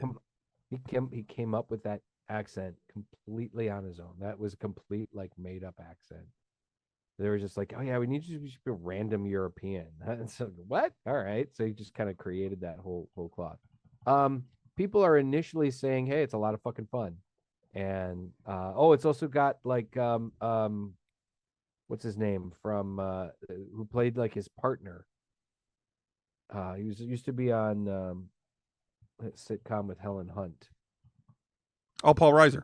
Paul Reiser, yeah. Yeah. Paul Reiser is in it. They pretty much got as many people back from the previous Paul films. Reiser actually just wrote a book with Michael. Oh, I forget his name. He was a musician from like the 70s, 80s. I guess they're friends, and he just helped write a book. But yeah, Okay. So yeah, I'm looking at the cast right now, real quick here. We also have I forgot we have Joseph Gordon-Levitt plays Detective Bobby Abbott. He's a new cop he's working with when he goes to L.A. Bronson Pinchot as Serge. We got Mark Pellegrino, Paul Reiser, Taylor Page as Jane Foley, James Preston Rogers. It says Sarah Stark as the Detroit Red Wings fan. So that Okay. Now there was some filming. They did some filming here in Detroit. It was mostly exterior stuff. But I had some friends that were working with that production company a little bit. But it does look like Renee's it pretty looks sure really fun. that she saw a chase scene being filmed here. Yeah, yeah. There was some, like I said, some exterior shooting was done. Some apparently Eddie was only in town for like 2 days. Everything was stunt driving and stunt shooting and stuff. He Yeah. actually what little time he was only there for 2 days. There was a company I was doing some freelancing for, doing some freelance artwork for them, and they were trying to tempt me away from the parade company, but it didn't happen, and I'm glad I didn't go because that company is more or less done now. They were using allowing the production company to store a lot of props and a lot of stuff, a lot of their stuff at their facility in Ferndale. So it was that's pretty cool. But yeah, people are saying really good things. I'm looking for it. I'm gonna watch this probably tomorrow. Like I want to see this. I want to Yeah, I watch got this. golf tomorrow, so I'll probably watch it over the Um, long weekend. yeah. So I did pull up this thing that was like all the new Disney movies that are coming out, but we can talk about that later. I wanted to bring up a lot of these are either live action versions or sequels to existing movies. Um, but God, a lot of live action ones. Uh, I wanted to talk about this thing. So because we wanted to talk a little bit about D&D before we go. We started a little Yeah. late, so we can go a little bit longer here. But so my friend Sean, who's been on the show a couple of times, Sean Nicolin, big D&D guy, one of my former dungeon masters, good friend of mine. He's we moved to New Jersey, so I don't get to see him very often, but we have an ongoing Joyzy. chat that we with him and I and and his cousin Josh. And he was talking to me about his D&D campaign that he's got coming up. And we were chatting about it, and it was just so damn funny. I was like, I had to share it with you. Let me find it again. The idea was that he wants to come up with an NPC that is a mage that makes magic items and sells magic items, a vendor. But You all the can't magic use and Borislav. all no, of course not. All the magic items work, but they don't work very well, or they don't work as well as you would like them to. And so we were kind of coming up with ideas that were just freaking hilarious. And I thought that you would find a lot of these pretty funny. So yeah, we also came up with the idea. It was like, why is it that these don't work and don't work well? We were thinking, okay, is he just kind of an inept like mage? Is he just not very good at it? And I go, no, he is really good at it. He's a prodigy, but he hasn't had any real traditional official training. So these are all things that he's made without any real training. He's kind of like Sheldon. He's done it on He's his like own. Well, Sheldon's he's a had real training, but Sheldon had training eventually, but he was a prodigy. He's really good at what he does, but he's never had official training. So a lot of them are maybe not quite right. He's gotten to the point as far as he can, maybe not quite Sheldon level genius, but he's like Peter Parker. He's like a genius at certain levels and certain amount he's able to get, but he could use still a little bit of college to get him over that hump. Sorry, Um, Renee just said, no, no, no. Use American capitalism. He designs them to fail after 100 uses. God damn it. That's pretty funny. Um, no, then we came up with the idea. Is like, and then I gave him the idea because originally Sean was like, maybe he sucks. And I go, no, he's really good. He's got the potential to be really good, but he's too arrogant and he doesn't want to go to school. He's just like, no, these are perfect. And for some reason, all of these magic items work perfectly for him. But anytime he sells one, for some reason, like they attune so well to him that they won't attune perfectly to anybody else. I'm like, somehow through the process of creating these items, like maybe he gets a little of his own DNA mixed in with the magic, and so they become super attuned to him. it's just like, spitballing. But here, these are some of the ones that we came up with. I thought they were pretty funny. Let me see. We're almost there. Okay. I want to put a wandering merchant who sells magic items, a whimsical fellow, but his items are not so great. A potion of invisibility that makes you invisible, but not your gear or clothes. I was like, oh, okay, that's good. He goes, how about an immovable rod that once set can't be reset and moved? He goes, any ideas? I go, a wand of magic missiles, but one of the missiles always goes off rogue. So if you shoot off 4 missiles, 3 of them will hit their target, but the 4th one will go off to the side. You can maybe roll to see if it accidentally hits one of your friends or comes back and hits you. A singing sword that never shuts the fuck up. Just constantly, making noise singing. He goes, not malicious items, just as advertised. Well, that's kind of the sword that Halt has. Yeah, the singing sword. The singing sword. It hums, at least to him. Yeah. When it's in his hand, when it's out. See, I'd be irritated all the time with that. See, that'd be the funny thing is the sword that never shuts up. It's always singing, and you put it in the sheath, and it's just muffled. And it's so you can kind of just barely hear it, and that's almost more annoying. It's like, what is that tune? Do you guys hear that? No, I didn't hear it. It's a negative to your. It's a disadvantage on stealth modifiers. Yeah, it's like that episode of the Partridge Family where one of the kids was picking up music from her braces. You seen that? Yeah. She could hear the radio station. Radio from her braces. A ring of featherfall that drops you 10 feet from the ground. So, thank God. Thank God. God damn it. Just enough to take like 1 point of damage. Yeah, 1d6. Boots of striding and springing that only let you stride and spring and not walk. Spring. A bow of goblin sling, but it only just hurts them. It doesn't slay them. It's just like, that stings. Why? That's not why. A bow of goblin annoyance. Yeah, that's it. Bow of goblin annoyance. A scroll of fireball that only works when you throw the scroll at your target. So you got to read it, and then it heats up, and you're like, oh shit. I said glove of missile snaring, but it gives you splinters. Damn it. Shit. So kind of annoying, A featherfall item that also makes you as light as a feather so the wind can blow you away. A wand of acid arrow, but to use it, you have to shoot it from a bow.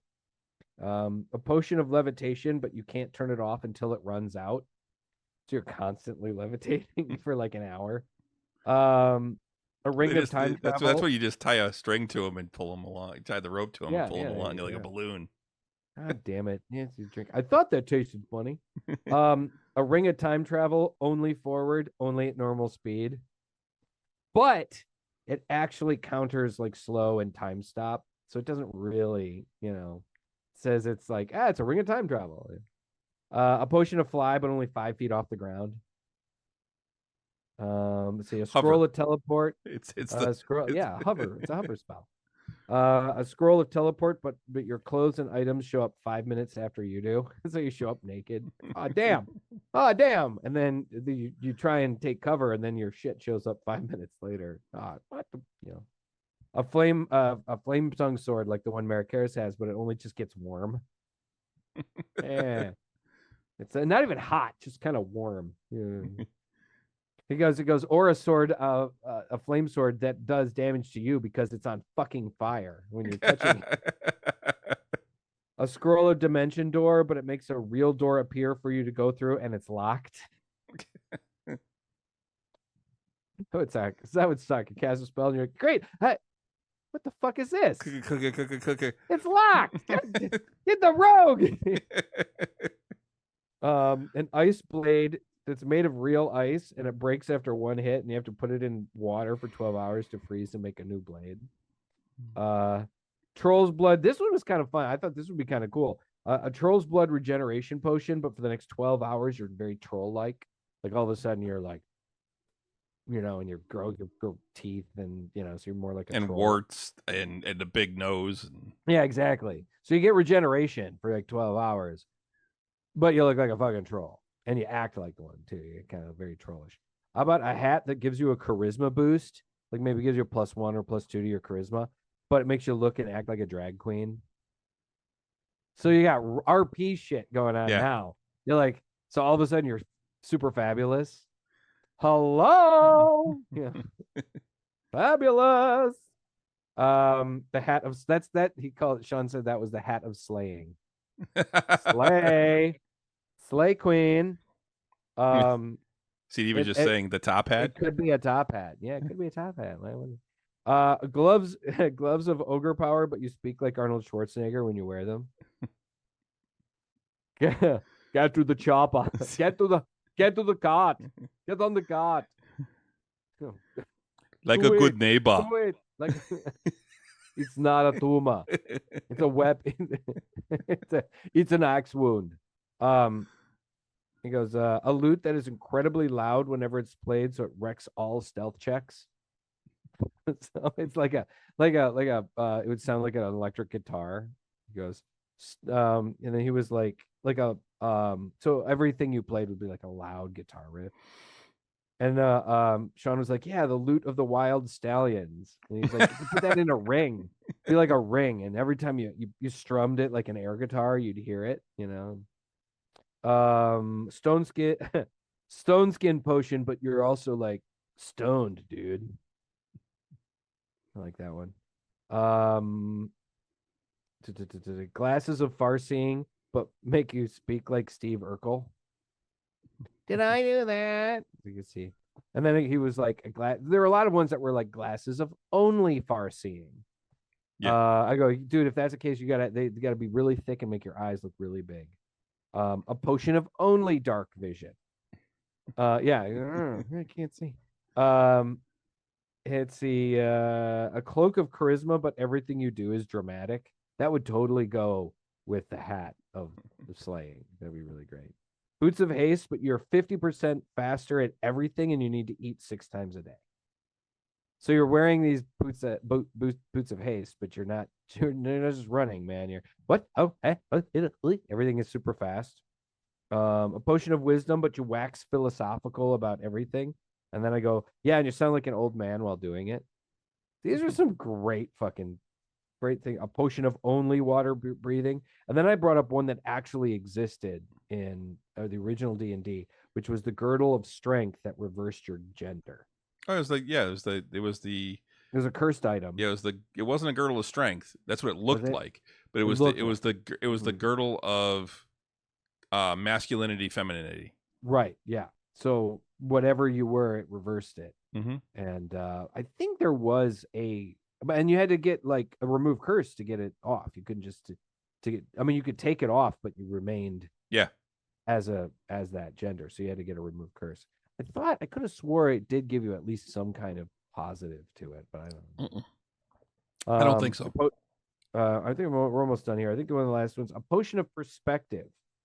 So it's a wisdom bonus, but it changes your gender so you experience the world differently and gain new perspective. I was like, oh, that's fucking genius right there.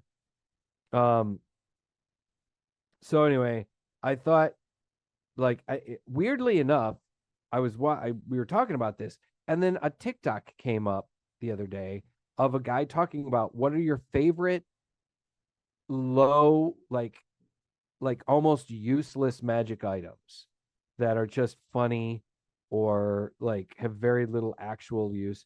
And the cloak of billowing was one of the ones that was mentioned. I was like, cloak of billowing is awesome. It's awesome, but it's only in RP situations. It doesn't actually come into play for it. And then he said, "Oh, there's a ring of attunement. It gives you an extra slot, an extra attunement slot, but it takes us. But you have to attune to it. Yeah. So you're like, it doesn't. What the fuck, you know?" There were a couple other ones. I was just like, oh man, that's awesome. I got to bring these up on the show tonight because it's some funny shit. So speaking of D&D, speak of the D&D, my friend. There is some new stuff. They've been trickling out new information over the last week. You say trickle, but they've been putting out multiples per day. I mean, they've been going through a lot. It's not like a trickle. It's more like they're releasing like chapters. Yeah, and each one of these videos, it's Jeremy Crawford talking with the guy, I don't remember his name, but it's the guy that he's been interviewing Crawford for years now. Kendrick something or Yeah. Kendrick, I don't know. But anyway, Crawford's on there, and he's been talking about all the classes. I've seen a lot of Right. them. Each one is like a half an hour long. These videos Yeah. talking about the I changes. saw something about like massive changes to spell casting. Yeah, so there is a big change to spells. That one just came out today. And basically what it is they said that there's like 30 more spells in this Cool. edition than there It was always has more spells. in 2014. Spells is the second largest chapter in the player's handbook now, Cool. next to the class Okay. list. Because they've expanded on the Yeah. classes. So and a lot of the things that they've changed is they said some of the spells that required concentration don't require concentration anymore. Some of the spells that didn't require concentration now require concentration. Okay. Such as, can you give me an example? They didn't give any examples of those. Okay. They said that they've moved the ritual tag from the top and put it down in the casting time. If it's a rituals, if it can be cast ritually. It can be casted if it can be cast. Yeah, ritually. and they said that was because they were putting so much more info at the top portion, so that you can see things a lot quicker when you look. Okay. They said one of the big changes they made was to all the conjure spells when you can like summon, or all the summon spells when you can summon something. All the stat blocks for what you can summon are now right there in the spell itself. So any of those summon spells are going to take like a page by themselves, but you have all the stat blocks there, so you don't have to go searching through the monster manual or something like that to get the stats. Summon some specific demon or summon fairy or something, or summon woodland creature, something like that. Interesting. All right. But I heard something about how like it's now, I mean, all spellcasters, it's something about like you have access to all of your spells per level now. It's not a matter of memorizing. No, I think wizards. It's not a matter of having. I think wizards are the only one. Well, wizards are the only ones that have to memorize spells. Everyone else gets access to all their spells all the time. But you still have to take so many per day. But I haven't seen anything on that. They didn't talk. I don't remember them talking about that. One of the other things they talked about today that I saw was they have brought crafting into D&D more. So that like like they've got all those tools, and people learn different artisan tools. Like Grimbolt has cooking utensils; he's proficient with them. Right. You can get proficiency with different artisan tools like stoneworking and things like that. And now they're bringing it in so that if you want to be an armor smith and you have proficiency with smithing tools, you can now make armor or weapons, or you can be a bowyer and fletcher. You can be a smith. You can be a stonemason. Isn't this something they brought back? Because I seem to remember there were rules for crafting and whatnot back in like second edition. But there may have been. I think it was an optional. But basically, what they're doing with this is they're basically saying, they're giving more clear-cut rules on it, and they're basically also saying, here's what you would use. Here's the skill you would use with these tools.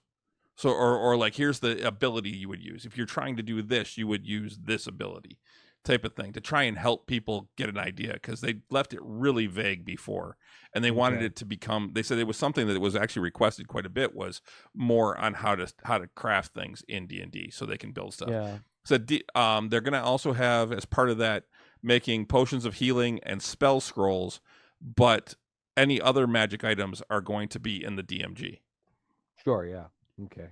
Oh, one of the new spells they also brought up was, they said there's a ton of artwork and stuff like that. There's like artwork for almost every spell now. And some of them it's like multiple spells you see in one piece of artwork. Like you see a mage casting magic missile, but he's also wearing mage armor, type of thing.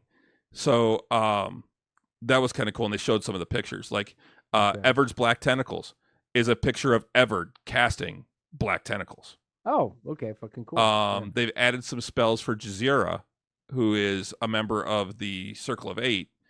And actually in the world, I believe the current leader of the headmaster of the School of Magic in Greyhawk. But they're actually unique in that they're in the new edition. They're the only member of the Circle of Eight that's not a wizard. They're a warlock. What is? Wait a minute. What? Jazeera is Oh, okay. is a member of the Circle of Eight. That's all. The Circle of Eight is all wizards. Always Right, has yeah. been. But Jazeera, I guess, is going to be a celestial warlock. Oh, okay. Okay. Um, Interesting. but one of the other spells that they brought in is a new Tasha spell, and it's called Tasha's Bubbling Cauldron. And if you cast it, a cauldron shows up, and everyone can take a flask and dip it in, and get a potion out of it. Well, what kind of potion? I don't know. They just said you could get a potion. They didn't say Okay. what it was. So there's some interesting things here I just pulled up here. It says your healing spells will keep your allies on your feet longer to reflect the cost of your action or bonus action and your spell slot in order to use them. For example, Cure Wounds now heals a base of 2d8 plus your spell casting modifier. And Healing Words similarly has a base of 2d4 plus your modifier as a level 1 spell. And it's not just dice increases. Many spells receive a new element of functionality. Prayer of Healing, which takes 10 minutes to cast, now grants the benefits of a short rest of up to 5 creatures in addition to restoring 2d8 hit points. So that's pretty cool. Mm-hmm. So you cast Prayer of Healing, which I think paladins can cast. I'm not sure. And so as well as you might be able to now. You might not be able to later. They've changed a lot of them. They've changed a lot. From what I understand, they've changed the paladins around a lot. I'm going to have to see how that affects, I think more than anything, I'd like to see how that affects Paladin's powers, his smites, the Paladin smite, and the. I don't think I've watched the Paladin one yet. I know it's out. I haven't seen the monk one yet. It says damage dealing spells have been getting several boosts too, such as Cloud of Daggers used to have some diminishing returns on later rounds if enemies started to avoid your. You can move it now. Swirling stabs, but there's a thing that you can use a magic action or your later turns to move the cloud.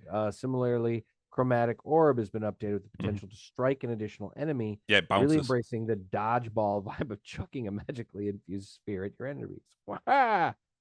And then they're talking about like some spells that saw little use in the past. We'll be seeing a lot more. Like Blade Ward is a fairly underused cantrip.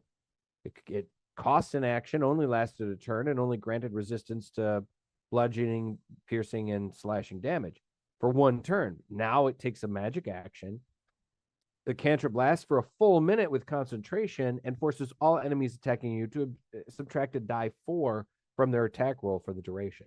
It's essentially baning them to some extent. One of the other ones, he said Flame Strike, or not Flame Strike, Produce Flame, the Druid cantrip. He said that that one is getting an upgrade and he said he actually thought of that while playing BG3 because it's such a pain in the ass spell in BG3. He's like, this needs to change. What was it? Produce Flame? Yeah. Conjure Flame, something like that. Yeah, Conjure Flame or Produce Flame, right. It says too that they've also rearranged in the book, or particularly for spells, they've rearranged where they are. Mm-hmm. So instead of having to flip to the back of the book all the time, apparently all the spells associated with, it says, if you're building a cleric, the list of cleric spells is right there in the same section as your class features and domain subclasses. So it looks like all the spells. That's not the way Crawford made it sound, but. See, I like the idea of like what the list might be there. They may have a list of them, but the spell descriptions are going to be in the other. Will be in the back, right? And then like maybe a spell, a description, and then like some of the basic stats of it. So you can look at it and go, oh, that's what I need. But then the longer description will be maybe in the back. I don't know. We'll see. An example of changes to spells, the Conjuring family spells such as Conjure Fey and Conjure Celestial have been updated to officially reflect popular modifications that were playtested in Unearthed Arcana. New versions of the spell now give you all the information you need, like you were saying, when casting them in the spell descriptions themselves. So that's pretty awesome. What damage they can deal. That's really freaking cool. Yep. And then there's also listing that there are a whole bunch of new spells. Yeah, I so love that. I love that. so some of the things that I remember for some of the classes, wizards, I got to go back and watch the wizards one again, because one of the things they were talking about was certain wizard, depending on which type of wizard you take, and there's only going to be like 4 types instead of choosing a school. You're going to be one type. You're going to be one of like 4 types of wizards. Oh, okay. Like a conjurer, an abjurer, an evoker, and I don't know what the other one was. Maybe a diviner. Maybe. But they were talking about like the abjurer. One of the things that they will always have shield prepared. Sure. That makes sense. Probably mage armor too. I think they said actually at higher levels it might have been counterspell that they can always have prepared. Okay. Just because that's what they do. Dispel magic is getting a boost. I know that. Wow, 100+ pages of spells. That's what Yeah. it's like. 'Cause I just pulled up what's new in the 24 players handbook. Yeah. And that's one of the things that I just listed. For barbarians, one of the big things that they're changing is rage. Yeah. They can now use a bonus action to maintain rage. Okay, so they can spend their bonus action if they don't get hit or cause damage. They can spend a bonus action to maintain their bonus. Rage. Okay. Yep. All right. So yeah, so say they go into rage, and then they have to use their enemy. action. Their enemy teleports away from them. Right, and they got to use their action to run towards them, and they don't end up doing any damage or taking any damage. That's awesome. Spend their bonus action maintaining their rage. It means they can't dash because they're still angry. Where they can't. They're maintaining their anger. They're using their bonus. And still, that's fucking smart, dude. I like that. The Crawford's reasoning behind that was they use a bonus action to start the rage. Why not give them the ability to use a bonus action to keep it going? Right. See, I think certain things that are actions should be relegated to bonus actions too, like the activation of certain powers. Something that I've run into at playing a paladin, that almost everything that I have to do, almost all my activations for my special powers are actions and not bonus actions. I have very little in the way of bonus actions. But they should be, because of if you make them bonus actions, it makes you too powerful. That's the trade-off, is that you have to give up an action to be able to do something like that. Like, you want to be able to fly, you have to give up an attack to do it. And I'd be fine with that. You could even put that in the notes, like, I don't know, maybe I just like, I can't activate my flight, and I can't activate my divine channel divinity. It's an action. So it's like, channel divinity, even for a cleric, is an action. Mm-hmm. So I got no sympathy for you there. Mm-hmm.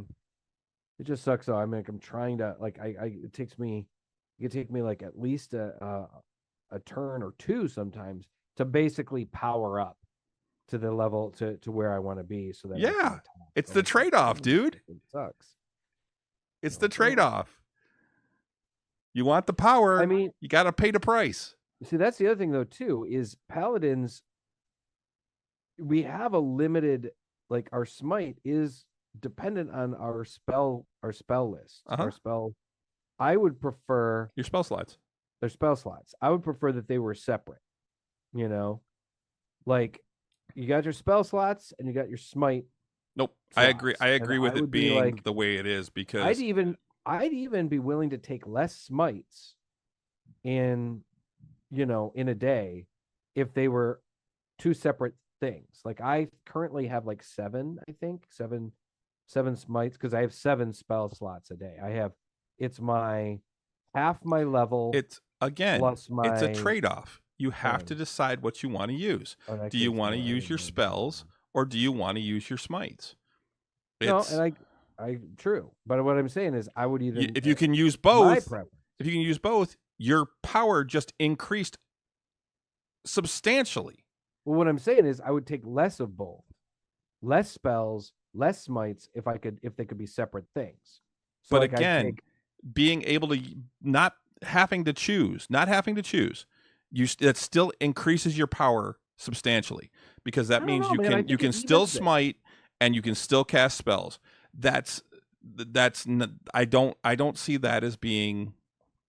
So instead of having like 9 smites in a day, which is what I think I have, I'd have to double check. I would have 5 smites instead of having But at what 9 levels? spells in a day. That's the thing. It's all based on your level too. You get Well, I more could say damage that the higher level you smite could you still use. define them two first level, 2 third, or 2 second level, and a third level, or something, or whatever, and it would still go up. You'd still go up with levels, but I mean, there are times when I would really like to cast a spell, and I'm like, that would be useful in battle, but then I'm like, oh, I can't because That's your I choice. need to have that. I need to have it because in case I've got, Well, like a and healing that's spell. your There are choice. That's the times, trade-off. and that's the other thing too. There are times like I have certain spells that are always prepared, right? That are still part of one of my slots. Like I always have because of my paladin, whatever. Because of paladins, you have to have certain spells always prepared. So that's the other thing too. I've taken quite a few of my spell slots are taken up by at least half of them. I think are taken up by spells that are required for me to memorize, to me to have. At least in the memorization, like I can have They don't. Those don't count as those certain. don't count No, towards your prepared spells. Excuse me. Those No, they don't do. count. Yeah, they do. If you look on D&D Beyond, the ones that are always prepared count as spells that are part of my number of prepared spells. I'll have to look at that.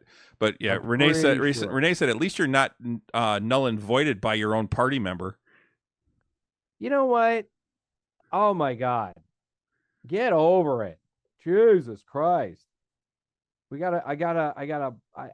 a light bearing paladin. What do you want?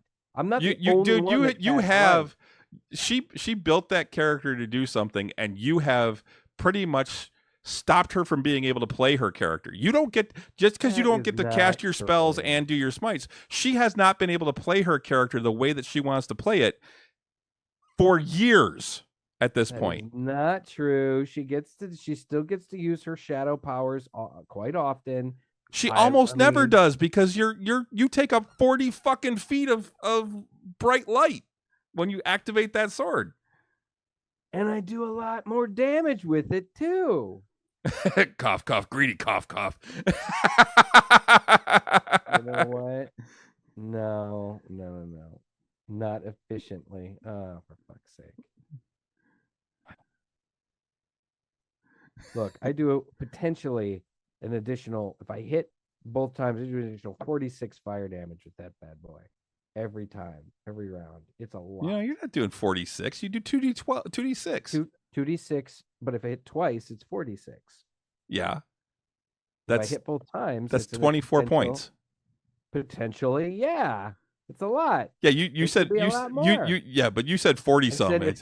I said 4d6 if I hit twice. Oh, I thought you said 46. And I'm like no, it's like a maximum of 24. But yeah, you're right. Renee said it takes away 60 feet of her movement and her advantage. There must be another sword out there to use her by. The problem is, though, the thing is, even if I didn't use that sword, every time I activate my channel divinity and my sword, that also creates a bright light. You've done that like twice. I've done it a number of times. I do it quite a bit. If we're going up against a big guy, I pretty much use it every time because it gives me a +3 to hit. It also gives me additional +3 to hit. So it's Renee said the worm sword sounds great. Sounds great. It's just got a little glow. Heated sword. It's just got a little glow. You know what? If if we could change the enchantment to where it didn't set off the light and it just like it was like a warm glow, Again, you're talking about like a 10, like power a 10 foot. exponentially higher. How does that make it? Because that's the whole thing, is that with that light, that is a negative. It means you can't hide. Right. Yeah, exactly. But like I said, if we were to, I'm not going to allow you to dim the sword. You got to choose whether you want to use the sword and be bright as fuck, or I'll use it. I mean, I'm just saying, like, if we were to do something like that, I'd be like, I mean, Merrick Harris would probably be like, yeah, okay. You know, if it just glows like in a 10-foot radius as opposed to like a 30-foot radius or whatever, he'd probably be down with that. That's the thing. It's 40 feet. Is it 40 feet? Yeah, it's 40 feet of bright light. 40 feet. Yeah, that's a lot. I get it. It's a lot, you know. It also comes in handy as a torch. What do you want? You're the one that gave it to me. Hey. You're the one that gave it to me. What do you want? You're the one that gave me. You're the one that put that sword in the. So what are you blaming? You're blaming me for this? Yeah, it is. It's all you. You're the one that chose to use it. You had a plus. You had just gotten a +2 sword. Shit. Poor shit. Like, I'm not going to use my character, the fucking ASMR paladin, isn't going to use the flaming fire. You're not Mike. Your name's not Michael. It's Merrick Harris. Oh my god. When the room is 30 feet. The funny thing is I have been trying. Does he have the votes? Vote him out of the party. Does he have the votes? Yeah, he's got the votes. Before Bennick had come back and I loaned him my sword, I was thinking that maybe I would, use the other sword a little bit more often, because and maybe just use the flame blade when I was going up against something that I knew specifically would take more damage from fire, or or things like that. Largely because I did notice that the fire sword was a pain in the ass when dealing with with Klimbrum's abilities, because it fucks with some of Grimbold's too.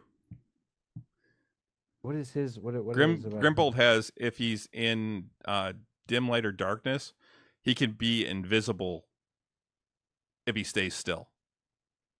Oh, okay. Well, I think isn't that a newer one?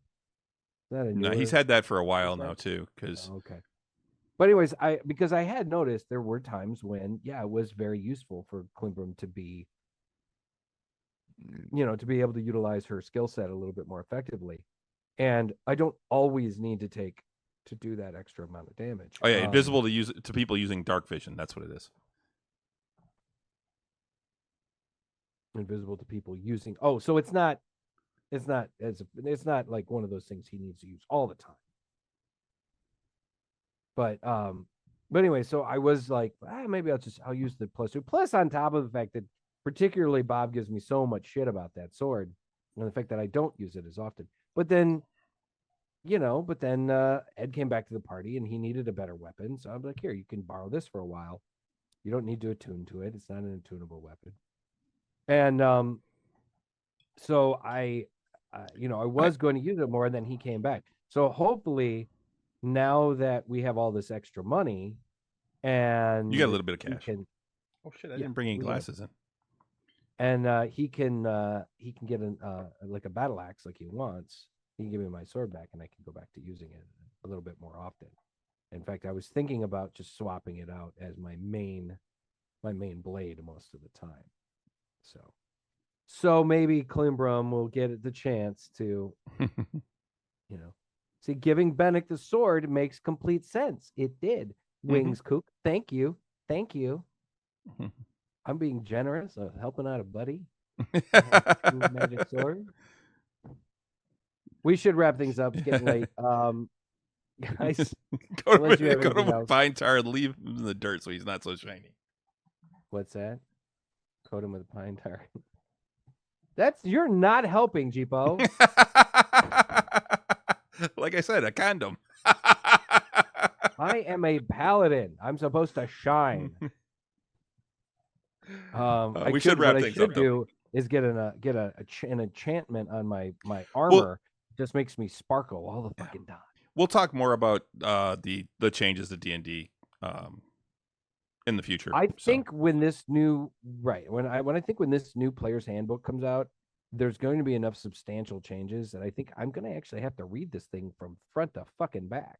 they've Because changed a lot of things. Like we're not going to be able to change what we do because it would change the characters too much.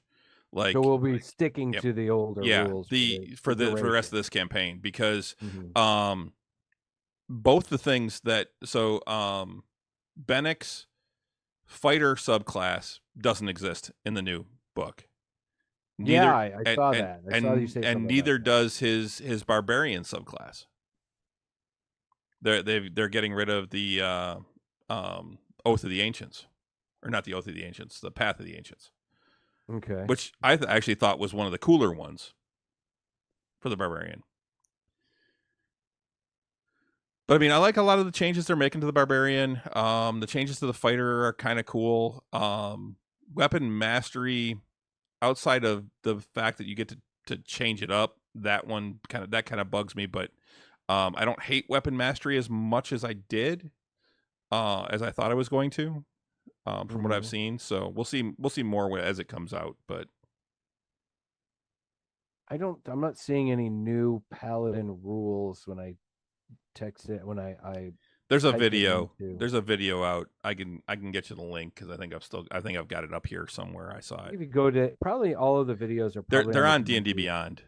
So Are they on Beyond or are they on the D&D YouTube page? they're on the D&D Beyond's been putting them up, I believe. I So thought so. I just didn't see one. But I can new rule: paladins can't use fire weapons. Just updated now. Man, The clapper spell so his team members can turn his lights on and off. I like that. I want to And his flame goes out. Flame goes back on. New Flame off. Flame on. Flame off. Flame on. The clapper. The clapper. Yes, it looks like all of the videos are also on their YouTube page, which is just Dungeons and Dragons YouTube. So I'm going to look through these two at some point. Yep. There's the Paladin. Yep. New Paladin 2024. Yeah, they're all a half an hour long. 20 minutes to 20 to 30 minutes. Yep. Well, the fighter's 34 minutes. Oh. Yeah, the Warlock is like 32 minutes or something like that. I watched that one. Definitely gonna check these out. Very cool. Yeah, there's even a thing that just says play all. DN 2024 cool core rule books. Yeah, if you got nothing else to do for the entire day. I mean, there's more there than there is in a season of Shoresy. True, you're right. Yeah, let's see, 1, 2, 3, 4, 5, 6, 7, 8, 9, 10, 11, 12 videos ranging from 13 minutes to an hour long, because there's the last one that's an hour long is everything you need to know. Yeah, everything you need to know. So, but the cool thing is I can actually I can put this up on my phone and just listen to it while I'm working. Yeah, at work. So but yeah, very cool. I like I said, I don't think I've ever fully read any of the. Have a good night, Ojipo. We're signing off too. Good night, Ojipo. We're getting out of here. I don't think I've ever actually read any of the books from cover to cover, like completely. Oh, I have. I've never read every single spell. I've never, I generally have always just I've owned the book, owned a number of books, and then kind of looked up what I needed to know. And you always read the initial stuff, like, okay, this is the basic how to play the game. Yeah. But I always knew I absorbed rules from just playing the game and knowing them through other friends and stuff like that. In fact, I honestly didn't own a bunch of D&D books when we were kids. My best friend had them all, and my parents couldn't really afford to buy me a bunch of hardcover books all the time. So Yeah. I didn't get my first actual D&D book until I think third edition was when I started buying the occasional D&D book. And then, I mean, I've got some, now I have some first edition ones that I like grabbed at a thrift store and stuff. But yeah, it's funny. I Yep. didn't start getting them until at least All right. third edition. We need We to should we need to go. wrap Yeah, things I up. keep Yeah. rambling. Guys, thanks for joining us tonight. Great show, great conversation. Guys, be sure to join us every Tuesday night, every Tuesday night here at 8 for our wonderful talk show here. Every other Friday we play D&D, and Chris, we are playing this week, are we This not? Friday is a go. Right. We are playing Friday night, so be sure to join us right here on this channel at 7:30 on Friday night in the Nerd Basement. In our not the virtual one, we will be in Chris's basement. So Yep. it's a time. Tell all your friends about us. We are trying to get to that Okay. 100 subscriber mark, or 100 follower mark, excuse me, and because we're really trying to make that mark, make Yep. that final, get that level. So tell your friends about us, and then come back and watch us play a real D&D game. There's a real D&D game, guys. Yep. So I got to clean up all the paint stuff because I'm working.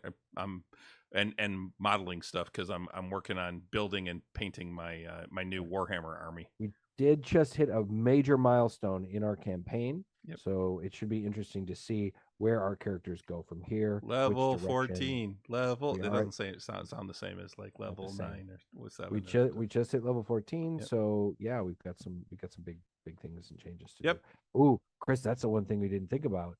D&D Beyond is going to change dramatically. Yeah, I did think of that. And I'm wondering if they're going to give options. That's one of the things I got to look into, is what they're going to do. Yeah. Otherwise, we'll have to kind of plan out. They're going to have to leave it up there. Well, they're going to have to leave it up there for now because they're going to have the option up there because the Dungeon Master's Guide doesn't come out till until November, and the Monster Manual doesn't come out till next year. So otherwise, we just kind of plan out the characters out to level 20 and then just kind of like institute those changes as they go. Maybe. Or instead of using Beyond, we go back to paper, man. Yeah. So which will suck in a lot of ways. But remember, you can follow us on most social medias. We're on Facebook, Nerds with Alcohol Show. Everywhere else, it's Drinking Nerds. So before we start getting on another topic, I think that's going to about do it. That should do it. So until next time. Slancha. Slancha. That was a good one. All right. Have a good night, everybody. Good night.